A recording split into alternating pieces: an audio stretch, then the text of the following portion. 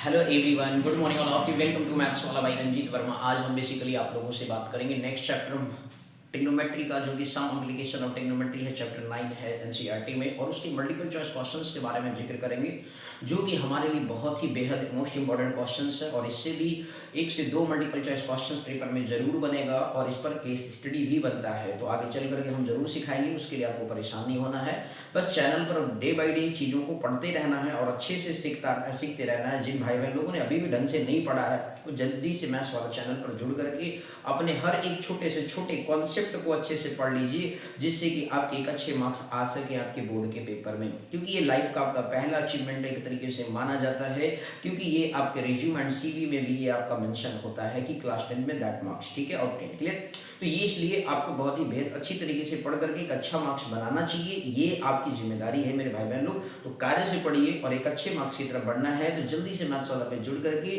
आप day by day, और इसके बाद प्रीवियस जितनी चीजें पढ़ा दी गई हैं आपको कंप्लीट सिलेबस 10th का हमारे चैनल पर मिलेगा एक एक क्वेश्चन के साथ, इसलिए आप उसे अच्छे से सीख लीजिए, आपको कहीं भी कोई दिक्कत नहीं होगी। ओके सर, तो चलिए सर शुरू करते हैं, क्वेश्चंस की तरफ बढ़ते हैं। सम एप्लीकेशन ऑफ ट्रिग्नोमेट्री का फर्स्ट मल्टीपल चॉइस क्वेश्चंस, ध्यान से देखिएगा, टोटल 5 क्वेश्चंस करेंगे, ध्यान से देखिए और अच्छे से समझिए सर। क्वेश्चन ये है, if a pole 6 metre high, जब भी देखिए पोल कैसा होता है, वर्टिकल होता है, तो एक आप वर्टिकल लाइन ड्रॉ कर लेंगे रफली, ठीक है ना सर। आपने एक वर्टिकल रफली लाइन ड्रॉ कर लिया, cast its shadow 2√3 metre long on the ground.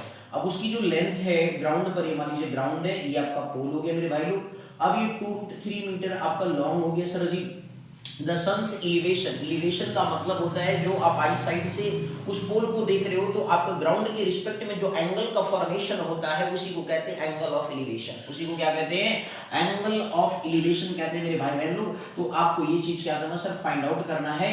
पोल की हाइट आपको दे रखी है 6 मीटर आपको दे रखा है, तो एच आपको दे रखा है। तो मान लीजिए ट्रायंगल हो गया आपके पास ए बी सी, आपको एंगल फाइंड आउट करना है कि वो कितने एंगल ऑफ एलिवेशन से उस पोल को देख रहा होगा। बोलो बात समझ में आ गया कि नहीं? तो इस तरीके से जब देखिए सर परपेंडिकुलर और बेस गिवन होता है तो एक ही एंगल का खेल खेला जाता है। टेन थीटा का बात करते हैं, किसके बारे में? टेन थीटा, टेंजेंट की बात होती है मेरे भाई बहन। तो इस तरीके से यदि आप in triangle A B C में यदि आप बात करें, तो ट्रायंगल ए बी सी में यदि बात करते हैं तो यहाँ देखिए परपेंडिकुलर अपॉन बेस, तो टेन थीटा आ गया मेरे भाई लोग। तो परपेंडिकुलर अपॉन बेस होता है, परपेंडिकुलर आपके पास क्या है सर? ए बी है, बेस क्या है सर? बी सी है।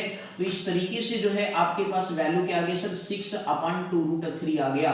तो 2 1 2 2 3 जा कितना हो गया? 6 हो गया। तो 3 को आपको पता है √3 × √3/√3 ये लिखा है, तो इससे कैंसिल हो गया, वैल्यू कितना आ गया? √3 आ गया आपके पास मेरे भाई बहन लोग। और जब टेन थीटा √3 होता है तो आपको पता है कि टेन 60 की जो वैल्यू होती है वो √3 होती है। अब एंगल आपका फंक्शन सेम हो गया, तो थीटा कितना आ गया मेरे भाई बहन लोग? 60 डिग्री आपके पास ऑब्टेन्ड हो गया। तो इस तरीके से ये क्वेश्चंस की क्या करनी थी? सॉल्विंग करनी थी मेरे भाई बहन लोग। ये काफी अच्छा क्वेश्चन था, तो इस तरीके के क्वेश्चन बोलो समझ में आए कि नहीं? तो आपके पास पोल होगा तो एक वर्टिकल लाइन ड्रॉ करेंगे, ग्राउंड पे लॉन्ग है तो इस तरीके से आप ग्राउंड लाइन दिखा देंगे, और इसके बाद आई साइड से एंगल ऑफ एलिवेशन दिखाएंगे उस पोल के टॉप पे, और फिर इस तरीके से फाइंड आउट करेंगे। जब भी बेसिकली बेस परपेंडिकुलर और बेस की बात होगी हमेशा टेंजेंट यूज करेंगे, टेन थीटा यूज करेंगे। ये बात आपको माइंड में अच्छे से फीड कर लेना सर। अभी भी आप क्वेश्चन देखेंगे ज्यादातर टेन का ही कॉन्सेप्ट होगा, फिर साइन या कॉस का होगा, इससे ज्यादा नहीं यूज होता। बोलो क्लियर है मेरे भाई बहन? कहीं कहीं कुछ रत्ती भर क्वेश्चन ऐसे आ जाए जहाँ पे कॉट सेक कोसेक का इस्तेमाल होता है, अदरवाइज जरूरत नहीं। बोलो क्लियर हो गया सर जी? आया समझ में? नहीं मेरे भाई? ठीक। तो ये फर्स्ट क्वेश्चन आपका देखा कितने सेकंडों में निकाल सकते हो, ये तो सिखा रहे थे इस वजह से इतना टाइम टेक कर रहे हैं सर। अगला नेक्स्ट देखिए सर, लिखा हुआ question number 2, from A point P on A level ground, from A point P on A level, एक पॉइंट पी है लेवल ग्राउंड पे, मान लीजिए सपोज इस तरीके से। आगे भाई साहब ने कहा the angle of elevation of the top of tower. अच्छा ये टावर है तो टावर भी कैसा रिप्रेजेंट करेंगे मेरे भाई बहन लोग? वर्टिकल लाइन ही ड्रॉ करेंगे।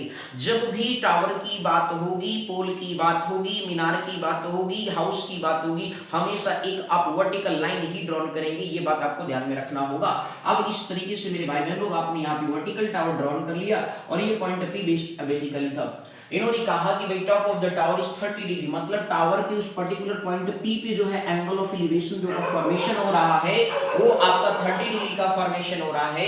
If the tower is 100 metre high, मतलब ये कहा गया टावर की जो हाइट है वो 100 मीटर आपको गिवन है, तो the distance of point P from the ground from the foot of the tower, means इस पॉइंट पी से फुट ऑफ द टावर निकाला, that means base find out करना मेरे भाई बहन लोग। तो मान लीजिए सपोज ये ट्रायंगल का नेम दे दीजिए ABC, इसको मान लीजिए x है, क्या है सर जी? x x है, बोलो कि दैट मींस हमें BC फाइंड आउट करना है। अब यहाँ देखिए सर परपेंडिकुलर और नीचे क्या है सर बेस है, तो परपेंडिकुलर और बेस की बात होती है, अभी मैंने प्रीवियस में कहा tan थीटा आप इस्तेमाल करेंगे सर। तो इस तरीके से जो है आप यदि यहाँ पे बात करें ट्रायंगल एबीसी में, तो आपका देखो ये ऑब्जेक्टिव है तो आप फटाक से कर सकते हो tan थीटा परपेंडिकुलर अपन क्या कर दिया हम इस बेस कर दिया, और tan थीटा आपको दे रखा tan 30 डिग्री मेरे भाई बहन लोग दे रखा, परपेंडिकुलर आपको दे रखा 100 है, परपेंडिकुलर कितना 100 है, और इसके बाद बेस में आपका क्या सर x है। tan 30 आपको पता है सर 1/√3 होता है, कितना होता है मेरे भैया लोग 1/√3 होता है, और 100 अपन कितना हो गया x हो गया। अब ये क्रॉस मल्टीप्लिकेशन कर लिया तो x 100 इंटू कितना आ गया √3, अल्लाह भैया 100√3 आ गई, लेकिन सर जी ऑप्शन में तो है ही नहीं सर। अब ऑप्शन में नहीं है तब क्या करेंगे सर, मैंने कहा परेशान नहीं होना है आपको, यहाँ पे √3 की वैल्यू पुट करके, तो √3 की वैल्यू मेरे भैया लोग आपको याद रहना चाहिए 1.732 होता है, लेकिन यहाँ 73 ऑप्शन में दिख रहा है तो 1.73 ही टेक करेंगे, बोलो क्लियर हो गया। तो इस तरीके से जो है आपके पास 100 इंटू कितना हो गया 1.73, 100 से जब मल्टीप्लाई करेंगे तो 173 क्या हो जाएगा मीटर बन जाएगा मेरे भाई बहन लोग। तो ऑप्शन नंबर आपका क्या हो गया सर सी ऑप्शन हो गया, राइट आंसर बनकर आ रहा है, बोलो क्लियर हो गया। तो इस तरीके से ये कैलकुलेशन आपको सॉल्व करना होगा और इस तरीके से क्वेश्चन को ध्यान से देखना होगा और समझना होगा, बोलो क्लियर हो गया कि नहीं। अब इसके बाद नेक्स्ट क्वेश्चन करते हैं, ध्यान से देखिएगा, बहुत ही अच्छा क्वेश्चन है, क्वेश्चन नंबर आपका 2 आ चुका होगा, बोलो क्लियर है मेरे भाई बहन। अब आगे नेक्स्ट क्वेश्चन की तरफ फर्दर बढ़ते हैं, ध्यान से बस आप देखते रहिए और अच्छे से क्वेश्चंस को समझते चलिए मेरे भाई बहन लोग, बोलो क्लियर हो गया। आगे नेक्स्ट क्वेश्चन है, काफी अच्छा क्वेश्चन है, बस ध्यान से देखिएगा, बिल्कुल मजा आ जाएगा सर क्वेश्चन में, ठीक है। चलिए सर नेक्स्ट क्वेश्चन की तरफ फर्दर बढ़ते हैं, ध्यान से देखिए मेरे भाई बहन, ठीक क्या है सर क्वेश्चन पढ़िए जरा। The angle of elevation of the top of tower, the angle of, भैया फिर से टावर की बात कर दी, टावर कर दिया तो एक वर्टिकल लाइन आप ड्रॉन कर लेंगे सर। वर्टिकल लाइन ड्रॉन करने के बाद ये बोला गया 60 डिग्री बना रहा है and the horizontal distance from the observer's eye to the foot of tower is 100। मान लीजिए सपोज ये ऑब्जर्वर्स की क्या हो गई आई हो गई, उससे दूरी कितनी 100 मीटर है, टावर ये आपका एंगल ऑफ एलिवेशन का जो फॉर्मेशन हो रहा है वो आपका 60 डिग्री का फॉर्मेशन हो रहा है, तो उस केस में बताइए हाइट ऑफ द टावर क्या होगा, मान लेते हैं h होगा। देखिए परपेंडिकुलर और बेस का फिर से कॉन्सेप्ट आ गया, तो इस तरीके से आप क्या यूज करेंगे tan theta perpendicular upon base लिखेंगे, और इस तरीके से tan 60 डिग्री होता है, थीटा भैया 60 है, परपेंडिकुलर निकालना है, बेस आपको दे रखा है tan 60 कितना होता है मेरे भाई बहन लोग, आपने सभी ने अच्छे से याद किया होगा √3 होता है, ओके सर। तो h अपन क्या हो गया 100 हो गया, तो इस तरीके से h इज इक्वल टू क्या बन गया 100√3 मीटर आ गया सर। ऑप्शन जरा चेक करिए क्या कहीं है, बिल्कुल है सर, ये देखिए सी ऑप्शन राइट है सर, बोलो आया सर समझ में नहीं। तो इस तरीके से क्वेश्चंस की सॉल्विंग करनी होती है, यहाँ पे ज्यादा बड़ा सा लाइन नहीं लिखना होता, यही चीज जब बेसिकली सब्जेक्टिव में होता है तो कुल बाकायदे से ट्रायंगल दिस ले रहे हैं दिस कर रहे हैं, यहाँ हम बेसिकली क्या कर रहे हैं ऑब्जेक्टिव क्वेश्चंस कर रहे हैं, बस फार्मूले लगाना है फटाक से आंसर निकालना, केवल बस इतनी बात करनी है सर आपको, ये फार्मूला तो आपको माइंड में रहेगा ना, बोल क्लियर हो गया कि नहीं मेरे भाई बहनों, बोल क्लियर, ओके। तो अगला नेक्स्ट क्वेश्चन नंबर ये 3 है, अब क्वेश्चन नंबर 4 के बारे में बात करते हैं सर, ध्यान से समझिएगा, बहुत ही अच्छा क्वेश्चन है, बस आप बिल्कुल बारीकी से अच्छे से क्वेश्चंस को ऑब्जर्व करिए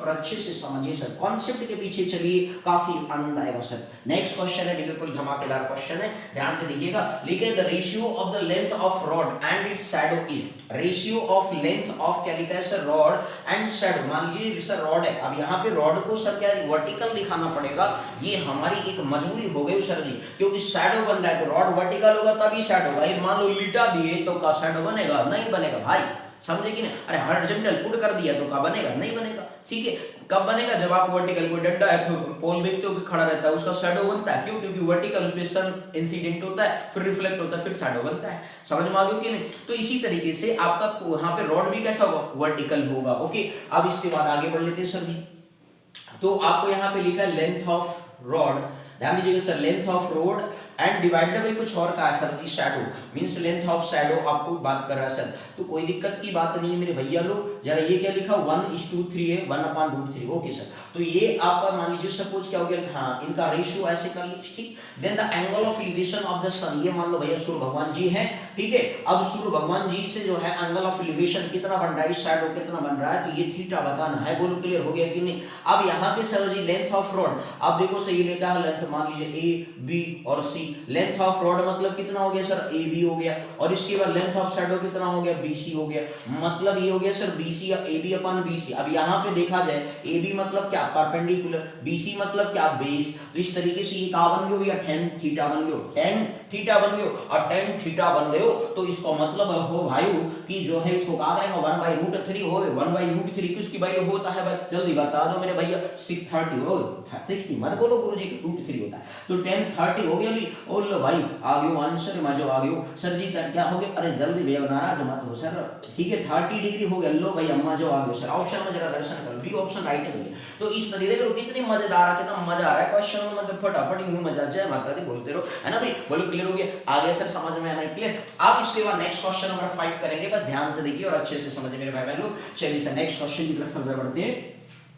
तो काफी अच्छा और बेहतरीन क्वेश्चन है, बस आप ध्यान से देखिए और अच्छे से क्वेश्चंस को समझिए। अगला क्वेश्चन है सर, ऐसे ही क्वेश्चन अभी नहीं को बहुत हार्ड है, अरे ना भाई बहुत हार्ड नहीं आएगा, बिल्कुल आराम और मस्त वाला क्वेश्चन रहेगा, देख करके दिल खुश हो जाएगा, दिल गार्डन गार्डन हो जाएगा, बात समझ जाएगा मेरे भाई। आगे आप सब जरा देखिए, लिखा हुआ है the angle of elevation of A ladder leaning against a wall is 60 degree. अब भैया यहाँ पे जो है लैडर माने देखोगे जब भैया छत पे जिसके यहाँ जीना नहीं होता था पहले, ठीक है गांव साइड में, ठीक है तो क्या करते थे, सीढ़ी लगा करके चढ़ देते, दैट मींस सीढ़ी को क्या कहते हैं, लैडर कहते हैं, ठीक है ना। चलो आ जाओ, तो अब इस क्वेश्चन में बेसिकली लैडर लगा दिया, लो भैया लैडर कोनो ना कोनो भैया वर्टिकल हाउस है या कुछ है, पोल है, समथिंग पे लगाओगे ना सीढ़ी। तो इस तरीके से the angle of elevation of ladder leaning against a wall is 60 degree, लो भैया 60 डिग्री फॉर्म हो गया। आगे बोल है and the foot of ladder is 4.6, foot of ladder is कितना है, अवे फ्रॉम द वॉल है। आगे बोलो देन लेंथ ऑफ लैडर, भैया लो भैया लेंथ ऑफ लैडर बताना, क्वेश्चन मार्क कर लो। अब इस बार जो है सर जी यहाँ पे तो 10 किसी कीमत पर नहीं लगेगा, बात आई सर फिर क्या लगेगा, अरे इसको क्या कहेंगे बेस, इसको क्या कहेंगे हाइपोटेनस। अब आपको दिमाग में सोचना है बेस अपॉन हाइपोटेनस क्या होता है, तो base upon hypotenuse cos theta होता है, क्या होता है cos थीटा होता है। तो इस तरीके से जो है आप यहाँ पे ट्रायंगल जो है ABC में जब बात करेंगे तो आप यहाँ पे क्या लिखेंगे cos थीटा लिखेंगे, भैया क्या होता है cos थीटा। अब cos थीटा बेस अपॉन का हो गया हाइपोटेनस, तो इस तरीके से cos हो गया 60 डिग्री, बेस आपके पास कितना है सर 4.6 मीटर है, ओके सर। इसके बाद h कितना है सर, L है लेंथ भैया, बोलो क्लियर, यहाँ h का मतलब हाइपोटेनस है भैया।